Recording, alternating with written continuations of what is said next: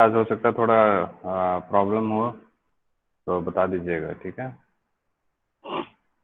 So now we are going to start discussing assignment number 2.6 which is based on potential energy of system of charges। शुरू के दो question उसके base पे हैं, question number 1 and 2 and potential energy in external electric field, ठीक है, जिसमें इसके 3 एप्लीकेशन हम लोग पढ़े थे एक्सटर्नल इलेक्ट्रिक फील्ड के।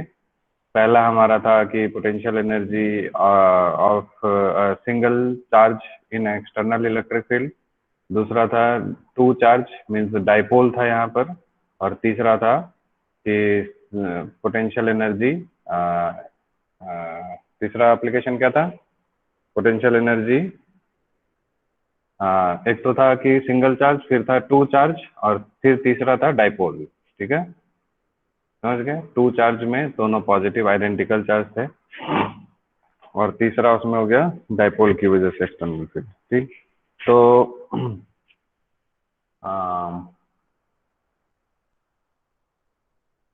इसमें क्वेश्चन नंबर 1 जो है आपका, ये जेई मेन में पूछा हुआ है, कब 2019 में, ठीक है, 2019 का जेई मेन का क्वेश्चन है ये, ओके। तो ये बहुत ही अच्छा क्वेश्चन है, बहुत अच्छा तो नहीं है, ठीक ठाक है।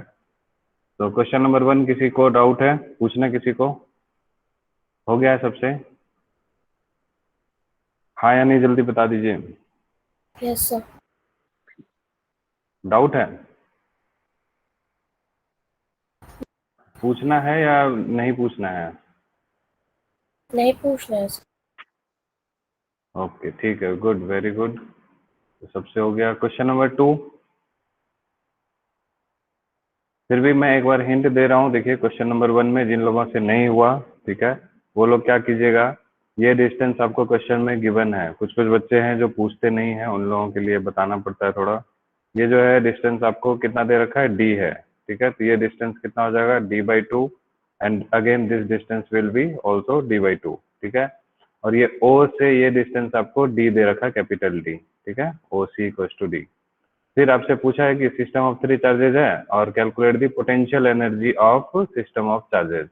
तो potential energy U equals to क्या हो जाएगा, दिस Q इंटू क्यू, ये माइनस क्यू, डिवाइडेड बाय दोनों के बीच का डिस्टेंस D, ठीक है। फिर आपको इस ये प्लस क्यू और ये plus q, K into q, ये plus q into plus q, divided by ये डिस्टेंस, तो ये डिस्टेंस आपका हो जाएगा यहाँ से यहाँ तक है d, और ये है d/2, ठीक है। तो d plus d/2, small d/2, ठीक। और फिर अब किसके बीच लेंगे, ये चार्ज और ये चार्ज के बीच का पोटेंशियल एनर्जी, तो minus q into plus q divided by ये डिस्टेंस, तो this distance comes out to be d minus d/2, ठीक है, समझ गए। ये पूरा यहाँ से यहाँ तक d था, उसमें से ये डिस्टेंस को माइनस कर देंगे d/2, तो ये हो जाएगा। तो मेनली इसमें सारा खेल डिस्टेंस का था। अब उसको आप सॉल्व कीजिएगा, मैथमेटिकल कैलकुलेशन। लास्ट में आपका सॉल्व करने के समय में d² माइनस d²/4 आता है डिनोमिनेटर में, तो इसको आप नेग्लेक्ट कर दीजिएगा, ठीक है, क्योंकि समझ रहे हैं ना, एलसीएम आप लेंगे नीचे में, तो एक है d प्लस d/2 और एक है d माइनस d/2, ठीक है, तो a plus b into a minus b आएगा, ये आपका d² माइनस d²/4 होगा।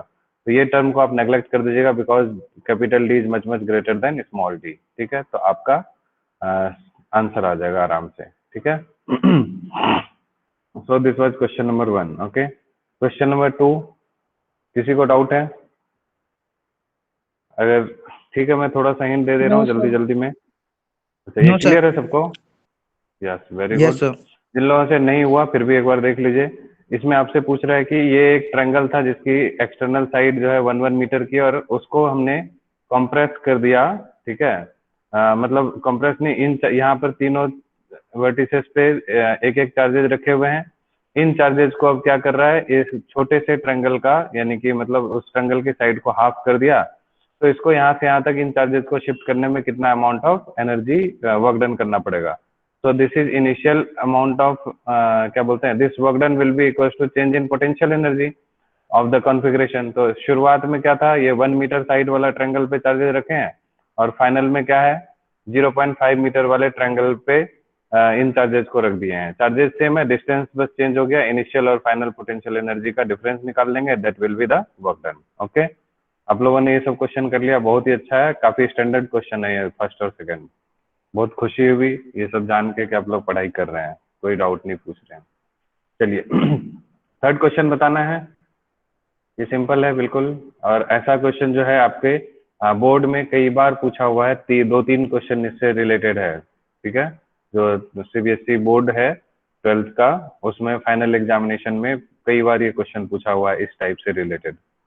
तो किसी को कोई डाउट है इसमें, कुछ बताना है? थर्ड क्वेश्चन,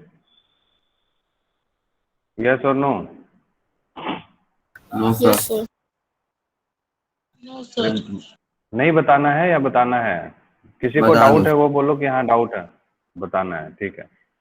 क्वेश्चन नंबर 3 देखिए, क्या बोल रहा है कि electric dipole of length 2 centimetre is placed, है ना, डाइपोल है, डाइपोल की length 2 centimetre is placed with its axis making angle of 60 degree, okay, in uniform to a uniform electric field. Electric field के साथ डाइपोल जो है angle बना रहा है, ठीक।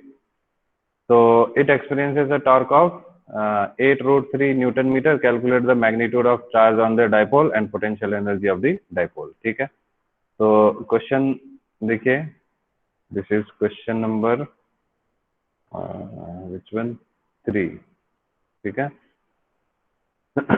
तो आपको क्वेश्चन में टॉर्क गिवन है, तो सबसे पहले हम लोग टॉर्क निकाल लेते हैं। टॉर्क का फॉर्मूला हम लोग जानते हैं, this is pE sine theta, ठीक है। टॉर्क आपको दे रखा है क्वेश्चन में कितना, 8√3 न्यूटन मीटर। तो we put here 8√3।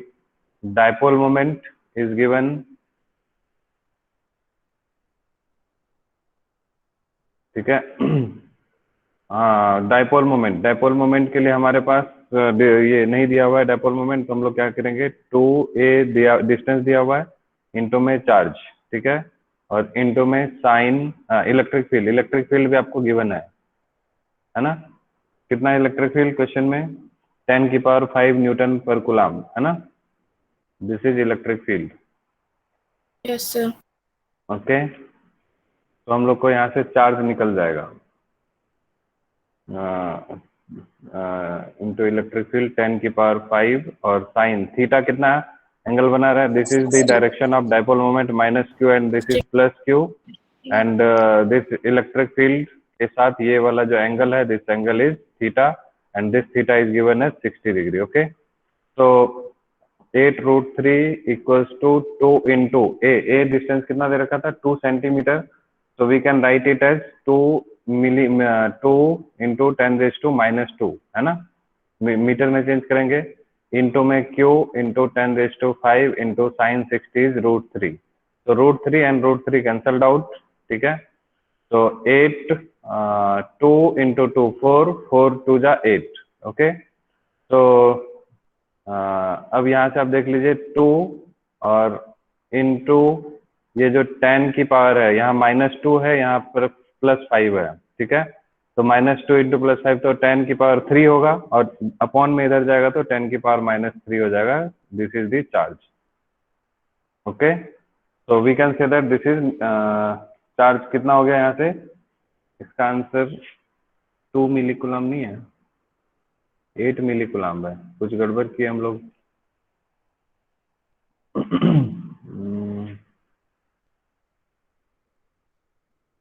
Electric field 10⁵ sign 60,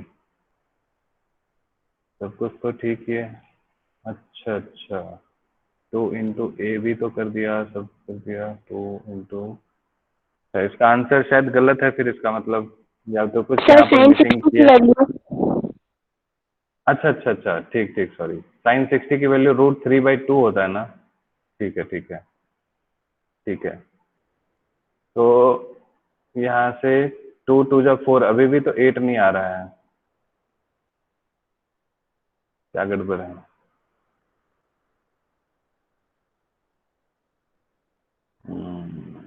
ठीक है, इसमें आंसर देख गलत लीजिएगा दिया है। कैलकुलेशन में। हाँ, क्या बोल रहे हो? आंसर गलत दिया है ऊपर। हाँ हो सकता है आंसर इसका गलत हो, या फिर मैंने क्वेश्चन में कुछ मिसिंग लिखा होगा। ठीक है, तो यहाँ से ये जो है 2 × 2 4 हो जाएगा। ठीक है, तो answer should be according to the question, answer should be 4 × 10⁻³ coulomb. ठीक है, समझ गए? That should be answer. और तो मेरे ख्याल से कोई मिस्टेक नहीं किया मैंने। 2AQ। ठीक है, अच्छा, एक minute, I am very very sorry. ये देखिए, ये जो है आपको दे रखा है electric dipole of length 2 centimetre. तो ये 2A है ना, ये distance. This distance is 2A। ठीक है, मैंने यहाँ पर 2 × 2A लिखा है। ठीक है, ये एक और 2 जो है ना यहाँ नहीं आएगा। ओके, समझ रहे हैं बात को? ये जो है ये 2 यहाँ पर है ना, एक ही रहेगा। एक 2 का आप हटा दीजिए, 2 मैंने एक एक्स्ट्रा लिखा हुआ था यहाँ। ठीक है, दिस डिस्टेंस 2A जो डिस्टेंस है, this is length of dipole, और उसी लेंथ ऑफ डाइपोल को हमें लिखना था 2 सेंटीमीटर, यानी 2 × 10⁻²। ठीक है, तो अब यहाँ से कैलकुलेशन आप लोग कर लीजिएगा। ठीक है, इसको मैं फिर से सॉल्व कर देता हूँ। यहाँ पर 8 को 8 ही रहने दीजिए, और ये 2 और ये 2 कैंसिल हो जाएगा, और बाकी सब कुछ ठीक है। ठीक है, तो आंसर कितना आ गया? 8 मिली कूलाम आ गया। ठीक है, तो आप लोग भी ये सब चीज में ध्यान रखिएगा, छोटी छोटी सी गलती हो जाती है। ओके, अब हमसे सेकंड पार्ट भी इसका पूछ रहा होगा कुछ। क्या पूछ रहा है? Potential energy of the dipole. तो what is potential energy? Charge तो निकल गया, तो potential energy is equal to क्या होता है? PE cos theta. Okay, minus में। ठीक है, मैग्नीट्यूड की अगर बात करेंगे तो माइनस हटा देंगे। तो माइनस पी की जगह अब कितना हो जाएगा? 2AQ। तो 2A हमारा हो गया 2 × 10⁻², इंटू में Q हो गया 8 × 10⁻³ और into electric field 10⁵ into cos 60 is 1/2। तो 2 और 2 कैंसिल हो जाएगा, तो 10⁻³ -2 -5, तो +5 -5 कैंसिल हो जाएगा, तो क्या बचेगा? -8 जूल। ओके, ये माइनस भी है, तो आंसर इज -8 जूल। ठीक है, क्लियर है सबको? Yes, sir. Yes, sir. बोलिए। ठीक है, क्वेश्चन नंबर 4। क्वेश्चन नंबर 4 क्या है कि find the amount of work done in rotating an electric dipole of dipole moment. This dipole moment दे रखा है from its position of stable equilibrium to position of unstable equilibrium. Okay, तो I think ये आप लोगों को doubt इसलिए हो रहा है क्योंकि आप लोगों को है ना स्टेबल और अनस्टेबल इक्विलिब्रियम नहीं मालूम है। ठीक है, तो ये देख लीजिए, माइनस, क्योंकि ये एनसीईआरटी में था नहीं, तो जिस दिन ये लेक्चर चल रहा था तो मैंने शायद कराया नहीं होगा। ठीक है, -P.E होता है, लेकिन आप लोगों को चैप्टर 1 में मैंने ये सब करा रखा है, स्टेबल अनस्टेबल इक्विलिब्रियम में टॉर्क वाला क्वेश्चन, वो जब डेरिवेशन कर रहे थे। ठीक है, तो कोई बात नहीं, यहाँ से आप फिर से सीख लीजिए। पोटेंशियल एनर्जी की का फॉर्मूला था -PE cos थीटा। ठीक है, तो अगर हम लोग थीटा 0 डिग्री रखेंगे, ठीक, तो cos 0 कितना होता है? 1 होता है, तो इसलिए पोटेंशियल एनर्जी कितना होगा? -PE होगा। ओके, अगर हमारा थीटा इक्वल्स टू 180 डिग्री रखते हैं, ओके, तो पोटेंशियल एनर्जी कितना हो जाएगा? cos 180 डिग्री इक्वल्स टू कितना होता है? -1। तो -1 into this minus, it comes out to be plus. इतना समझ आ रहा है सबको? Yes, sir. ठीक है, अब देखिए कि अब एक चीज आपसे अगर मैं पूछूं कि कौन ज्यादा स्टेबल होगा, ज्यादा एनर्जी वाला या कम एनर्जी वाला? जिसके पास एनर्जी ज्यादा है उसको हम लोग स्टेबल बोलते हैं। ठीक है, जैसे मान लीजिए आपके पास, आप अभी हैं बैठे हुए, ठीक है, आपके पास बहुत सारी एनर्जी हो जाएगी, तो आप क्या हैं? स्टेबल रहेंगे या अनस्टेबल हो जाएंगे? Unstable. अनस्टेबल। ठीक है, तो यही कंडीशन है, जो एनर्जी मैक्सिमम होता है उसको हम लोग अनस्टेबल कंडीशन बोलते हैं, और मिनिमम एनर्जी को स्टेबल कंडीशन बोलते हैं। तो अब आप बताइए कौन सा स्टेबल है, कौन सा अनस्टेबल है? थीटा इक्वल्स टू 0 डिग्री वाला है, 180 डिग्री वाला? कौन सा मैक्सिमम एनर्जी? हाँ, 0 डिग्री वाला क्या होगा? स्टेबल या unstable? Stable. Yes, this is the case of stable equilibrium. ठीक है, एंड जब यहाँ पर मैक्सिमम एनर्जी प्लस PE है, maximum energy, this is unstable equilibrium.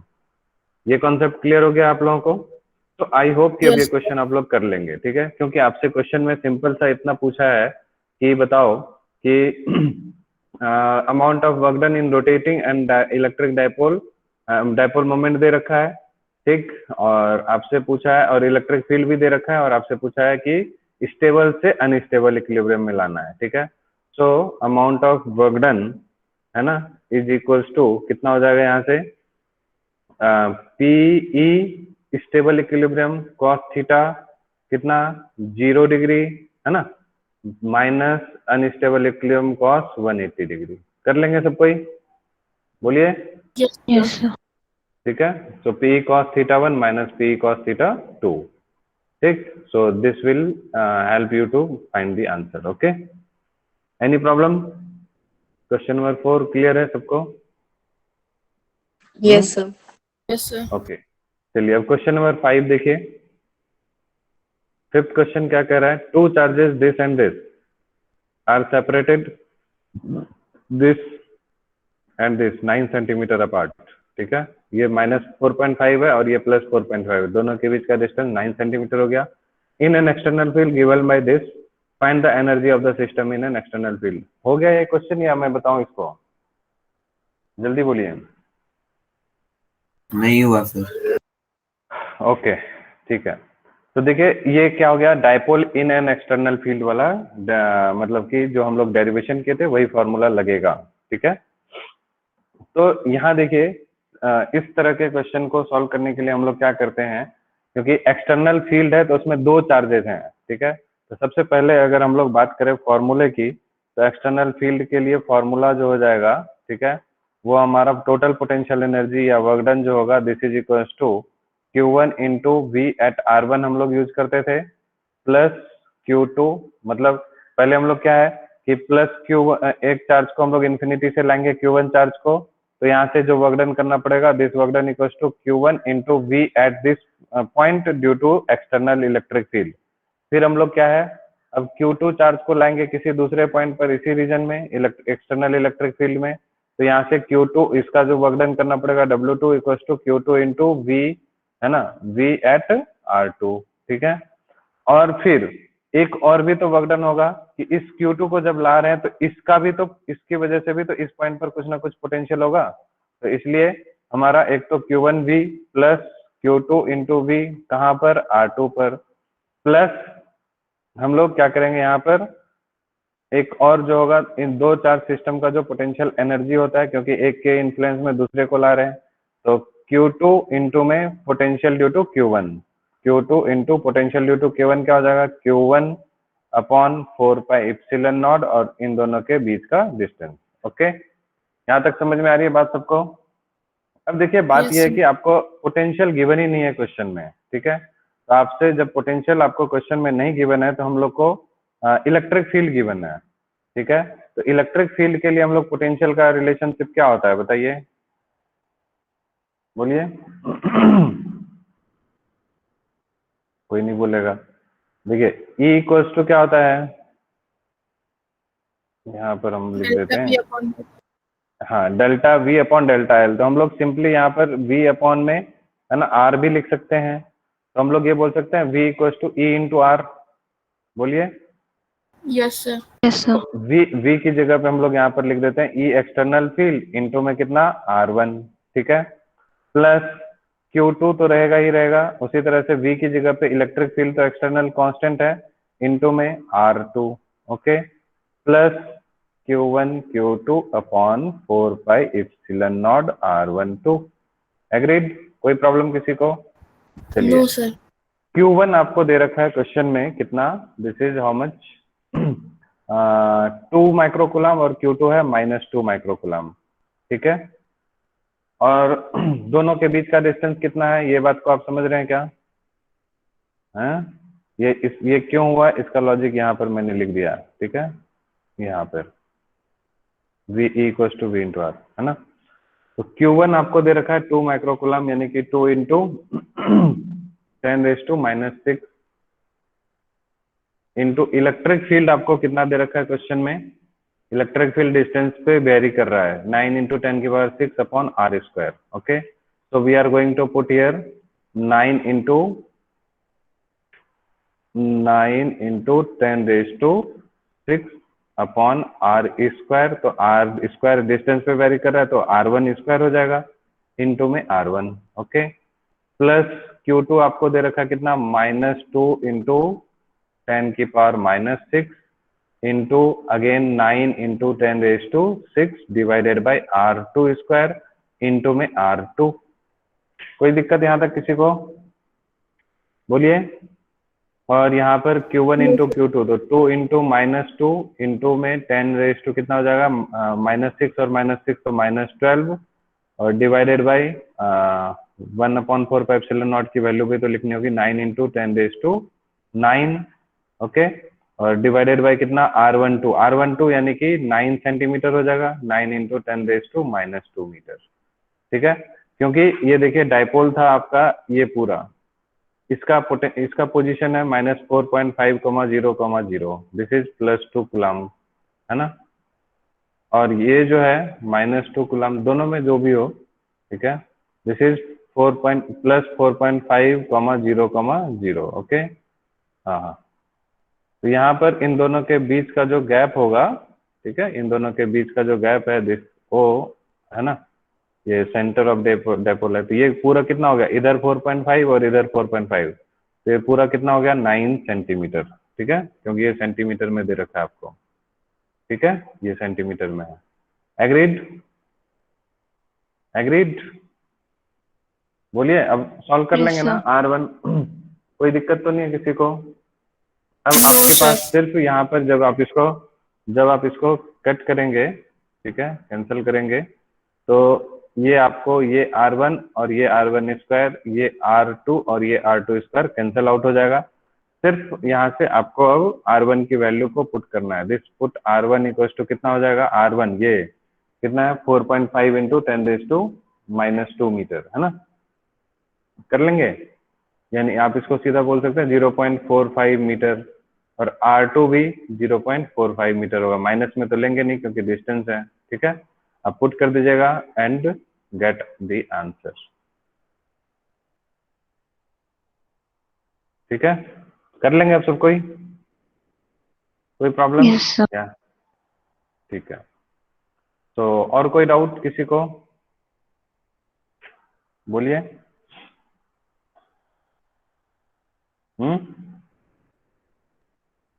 कोई डाउट तो नहीं है किसी को? कुछ बोल ही नहीं रहे हैं।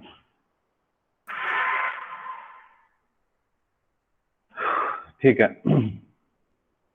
तो आई होप कि यहाँ तक के सारे डाउट्स आपके क्लियर हो गए। पोटेंशियल एनर्जी वाला भी कॉन्सेप्ट आपका क्लियर हो गया। ठीक है, और क्या बोलते हैं, कल वाले नोट्स आप लोग जितना जल्दी हो सकते हैं सेपरेट कॉपी में लिखिए। अभी ये चैप्टर बहुत बाकी है, इस चैप्टर में बहुत कुछ पढ़ना है। ठीक है, पोटेंशियल एनर्जी वाला भी नोट्स आज आपको मिल जाएगा। साथ ही साथ ये आपके लिए बेटर है कि जैसे आप नोट्स बना रहे हैं तो उससे रिलेटेड जो भी सॉल्व एग्जाम्पल और जो एनसीईआरटी एक्सरसाइज क्वेश्चंस हैं, जो मैं आपको बोलता जाता हूँ, जैसे पोटेंशियल एनर्जी ऑफ सिस्टम, ये वाला जो था सिस्टम ऑफ चार्जेस पे एक्सरसाइज का क्वेश्चन नंबर 18-19 था, आपके लिए बेटर होगा कि आप वहीं पे उसको कर लीजिए। ठीक है, बट मैं फोर्स नहीं करूंगा क्योंकि काम अभी आपका ज्यादा हो जाएगा, तो आप एक्सरसाइज में तो उसको सॉल्व करेंगे ही, तो 2 बार हो जाएगा। मतलब एक बार आप जब आप लिख रहे हैं नोट्स तो उससे related question NCERT back exercise में जो है उसको वहीं पे रख लीजिए। ठीक है, तो बेटर रहेगा। अदरवाइज आप क्या कर सकते हैं कि उसको लास्ट में जैसे एक्सरसाइज सॉल्व करेंगे चैप्टर का तो वहां पर भी कर सकते हैं। मेरे ख्याल से दोनों बार अगर कर लेंगे तो बैक एक्सरसाइज का 2 बार आपका रिवीजन हो जाता है तो बहुत बढ़िया रहता है इस बहाने। बाकी आपकी इच्छा है, बट नोट्स सीक्वेंस में रहना चाहिए। जैसे सीक्वेंस मैंने दिया है सेम सीक्वेंस में नोट्स को रखिए। ओके, ठीक है, तो आई होप कि पिछले टॉपिक्स तक सबका क्लियर है सब कुछ, कोई दिक्कत तो नहीं है। तो कल एक आपका एक टॉपिक रह गया था, रह तो नहीं गया था, किसी ने बोला था इसको दोबारा करा देना। तो दिस इज इलेक्ट्रोस्टैटिक शील्डिंग। ठीक है, तो इलेक्ट्रोस्टैटिक शील्डिंग का कॉन्सेप्ट क्या है कि जैसे मान लीजिए सपोज ये क्या है, एक मेटल का सरफेस है, कोई भी एक मेटालिक सरफेस है। ओके, तो इसके ऊपर में चार्ज है, लेकिन हम जानते हैं किसी भी मेटालिक सरफेस के अंदर में, ठीक है, अंदर में इलेक्ट्रिक फील्ड की वैल्यू क्या होती है? इलेक्ट्रिक फील्ड की वैल्यू जीरो, ये जीरो। हम लोग पढ़ चुके हैं इसके जीरो। बारे में, ठीक है। तो अगर किसी भी सरफेस के अंदर में इलेक्ट्रिक फील्ड जीरो है तो इस फैसिलिटी का या इस प्रॉपर्टी का हम बहुत ही अच्छा फायदा उठा सकते हैं। क्या कर सकते हैं कि सेफ्टी, इलेक्ट्रिकल सेफ्टी की बात जहां पर भी आएगी, है ना, जिसको मान लीजिए इलेक्ट्रिक फील्ड से इन्फ्लुएंस नहीं होना है, तो वो क्या करेगा, यहाँ आके चुपचाप बैठ जाएगा या फिर इसके अंदर में उसको रख देंगे। जैसे किसी एक कंट्री में, कोई इस्लामिक कंट्री है, वहां पर क्या है कि एक इतना बड़ा सा हॉल है कि ऑलमोस्ट पूरे शहर या पूरे शायद कंट्री का जो है ना, सारे के सारे लोग उसके अंदर में, एक ऐसी बिल्डिंग है वहां पर, उस बिल्डिंग के अंदर में सारे के सारे लोग इकट्ठा होके रह सकते हैं। और वो काफी हाईली प्रोटेक्टेड मतलब बिल्डिंग है, शायद ये कोई इस्लामिक कंट्री है, ठीक है। तो मतलब कभी भी अगर कोई बॉम्ब से अटैक हो रहा है या कोई इंटरनेशनल वॉर हो रहा है, तो सारे लोग अपनी सेफ्टी के लिए क्या करेंगे, वहां पर जाके बैठ जाएंगे, ठीक है, तब तक के लिए जब तक कि वॉर खत्म नहीं होता है। तो इतना सारा स्पेस है, तो वो क्या हो गया, एक तरह से पब्लिक सेफ्टी, ठीक है। तो उसी तरह से सेम वे मेटल की एक इतनी बड़ी प्रॉपर्टी है कि, इतनी अच्छी प्रॉपर्टी है कि उसके अंदर में कोई भी इलेक्ट्रिक फील्ड जीरो, कोई भी इलेक्ट्रिक फील्ड नहीं होता है। तो इस वजह से किसी भी अगर ऐसे इंस्ट्रूमेंट जो इलेक्ट्रिक फील्ड से अफेक्टेड होता है, तो ऐसे इंस्ट्रूमेंट्स को हम सेफ रखने के लिए क्या करते हैं, उस मेटेलिक कंडक्टर के अंदर में रख देते हैं, ताकि उसके ऊपर कोई भी इलेक्ट्रिक फील्ड का इन्फ्लुएंस ना हो। तो उसके लिए सबसे अच्छा एग्जाम्पल इसको समझाने के लिए ये है कि जब भी कभी भी बारिश होती है तो लाइटनिंग होती है। लाइटनिंग आप लोग को मालूम है, that is associated with the charge particle, ठीक है ना, क्योंकि इलेक्ट्रॉन्स जो वो क्या बोलते हैं, पॉजिटिव चार्जेस जो ग्राउंड में क्लाउड्स के होता है, वो अर्थ के साथ अट्रैक्ट करता है, और इसी ग्राउंड का नेगेटिव चार्ज और क्लाउड का जो लोअर पोर्शन का पॉजिटिव चार्ज है, इन दोनों के बीच में फोर्स ऑफ अट्रैक्शन की वजह से इलेक्ट्रिक फील्ड होता है और लाइटनिंग स्ट्राइक होती है, ठीक है। तो और ये काफी हार्मफुल होता है, अगर इस बीच में जो भी चीज आता है वो टूट फूट जाएगा, मतलब उस पर इलेक्ट्रिकल शॉक लगता है। तो ऐसे इलेक्ट्रिकल शॉक्स से लाइटनिंग के दौरान बचने के लिए हम क्या कहते हैं कि अगर हम कार के अंदर बैठे हुए हैं तो हम सेफ रहते हैं, बिकॉज कार की जो बॉडी होते हैं दैट इज मेटेलिक बॉडी। तो जो भी एक्सेस चार्ज होगा मेटेलिक बॉडी के सरफेस पे रह जाएगा, अंदर में कोई भी इलेक्ट्रिक फील्ड का इन्फ्लुएंस नहीं होगा। That's why we feel protected inside the car, ठीक है, because we do not have any electric field influence. Okay, एक ये हो गया। उसी तरह से जैसे आप एरोप्लेन में जाते हैं, ठीक है, वहां पर जानते हैं बहुत सारे बड़े बड़े डिवाइसेस लगे हुए होते हैं जो इन्फ्लुएंस होते हैं इलेक्ट्रिक फील्ड से। जैसे उनमें चार्ज से रिलेटेड सारी चीजें होंगी, जैसे एल्टीमीटर होता है to measure the height of aircraft, उसके बाद एयर स्पीड इंडिकेटर होता है, फिर उसके बाद आपका क्या बोलते हैं, इसी तरह से स्पीडोमीटर, बहुत सारे तरह के इंस्ट्रूमेंट्स होते हैं, ठीक है, तो जैसे वेदर का आपको इंफॉर्मेशन देने के लिए भी रहता है। तो ऐसे इंस्ट्रूमेंट्स जो होते हैं इलेक्ट्रिक फील्ड से इन्फ्लुएंस होते हैं, तो उन सबको क्या किया जाता है, एक केबिन के अंदर में, जो एयरक्राफ्ट का जो केबिन होता है उसके अंदर में एक क्या किया जाता है, इलेक्ट्रिक फील्ड जो है, एक मेटालिक कंडक्टर लेते हैं, उस मेटालिक कंडक्टर के अंदर में उन सारे इंस्ट्रूमेंट्स को क्या कर देते हैं, डाल देते हैं, ठीक है। और इसका मतलब वो क्या हो गया, अब इलेक्ट्रिक फील्ड से फ्री होके काम करेगा अपना, उस पर कोई भी असर नहीं होगा, अदरवाइज उनके इंडिकेशंस में, उनकी रीडिंग्स में प्रॉब्लम हो सकती है, ठीक है। So this type of phenomenon is called electrostatic shielding. Shield कर दिया, उसको प्रोटेक्ट कर दिया, ठीक है। आई बात समझ में सबको? उसी तरह से कल मैं एक कोएक्सियल केबल का एग्जांपल ले रहा था। कोएक्सियल केबल जो वर्क करता है ना, वो उस पे लेयर बाय लेयर होता है, ठीक है। एक लेयर सबसे अंदर में लोहे का होगा, उसके ऊपर में दूसरा लेयर, तीसरा लेयर, इस तरह से कोएक्सियल केबल होता है, ठीक है। तो लेयर्स में होते हैं। तो उसमें क्या होता है कि जो मेटल वाला जो लेयर होता है ना, वो क्या करता है कि वो ग्राउंड से कनेक्टेड होता है। तो जितना भी अमाउंट ऑफ एक्सेस चार्ज होता है कोएक्सियल केबल वाली जो तार आती है ना आपके घरों में, ठीक है, अब तो डीटीएच लग गया है तो उतना इसकी रिक्वायरमेंट नहीं है, ठीक है, डिजिटल वाला जो सेटअप बॉक्स आ गया है। तो उन केबल्स में यही होता है कि एक्सेस चार्ज जो है वो ग्राउंड में ट्रांसफर हो जाता है, शील्डेड हो जाता है, और अंदर जो भी है उसके अंदर, उस मेटल के अंदर के जो मतलब जो भी चीजें हैं वो अपना प्रॉपरली सिग्नल्स को कैरी करने का काम करता है ना। वो जो मेटेलिक वायर होती है ना, उसके अंदर में सिग्नल्स कैरी होते हैं, सिग्नल्स आते हैं, ठीक है, जिसकी वजह से आपके घरों में अलग अलग तरह के चैनल पकड़ता है, तो वही लेके आता है। तो उसी सिग्नल को प्रोटेक्ट करने के लिए कोएक्सियल केबल्स यूज करते हैं, जो मेटल के वायर से सेफ रहता है, ठीक है। आई होप कि इलेक्ट्रोस्टैटिक शील्डिंग सबको समझ में आ गया। Any problem? नो बोलिए। सर। सर नहीं आया समझ में? आ गया सर। आगे आ गया, ओके, ठीक है। सो आप लोग एग्जाम्पल 2.7 खुद से कीजिएगा। I will not discuss this one because बहुत ही आसान सा है, ठीक है, मेरे को सर समझाने की जरूरत नहीं। हाँ जी बोलिए। थर्ड वाला एक और बार समझा दीजिए। कौन सा वाला? थर्ड कौन सा? प्रॉपर्टी। अच्छा, थर्ड कोएक्सियल केबल वाला क्या? हम्म, अरे हाँ नहीं बोलो। कोएक्सियल केबल वाला जो बोला था वो बोल रहे हो? दोबारा समझाने?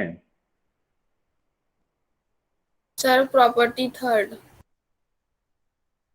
कौन सी थर्ड प्रॉपर्टी, कहाँ की? इलेक्ट्रोस्टैटिक शील्डिंग वाली या थर्ड प्रॉपर्टी ये वाली? ये वाली? Third property. अरे यार, थर्ड प्रॉपर्टी कौन यस सी सर। पूछ रहा हूँ? ये वाली क्या? इंटीरियर ऑफ नहीं uh sir, conductor can have no access interior. Charge in, ये वाला बोल रहे हो क्या?